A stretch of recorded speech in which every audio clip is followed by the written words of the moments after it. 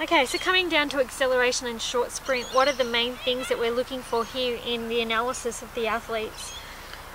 The big point here, do we need to train basic mechanics of speed? So am I looking at an athlete that is uncoordinated, the nervous system's not communicating with the muscular system as well as I would like it to?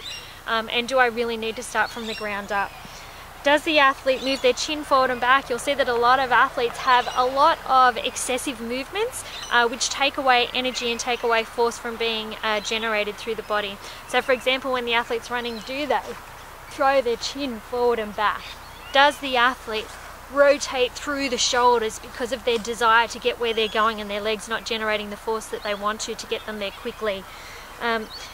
You know, is the athlete applying very little force into the ground and their steps are quite small as they're running? These are the things that we're looking for in terms of acceleration that need to be corrected in athletes.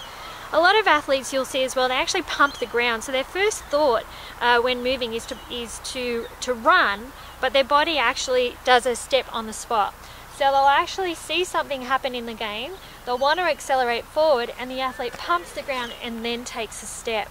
So what we're looking for is whether or not they do that repeatedly, so whether or not I'll get the athlete to run again, and we give them a signal, they pump the ground and then they take a step. Or worse, they take a step back to take a step forward. And if this is the case, it's something again that we want to train out of the athlete so that their very first step is moving forward and creating force in the right direction.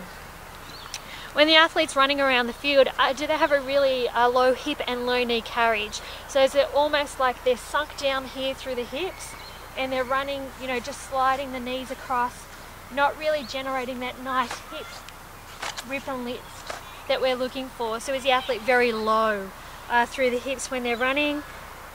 We're looking then at things about whether or not the athlete's extremely upright. Are they arching back? You know, so lifting their chest to try and generate forward force, but really their force is coming back because they're arching through the back. These are all the things that we're looking for when the athletes are giving us their footage of accelerating and sprinting. And then the last one, of course, a lot of athletes, just because again of their desire to run nice and fast, will create a lot of tension through the neck, a lot of tension through the jaw and the shoulders. And these are things obviously that we will detrain out of the athletes.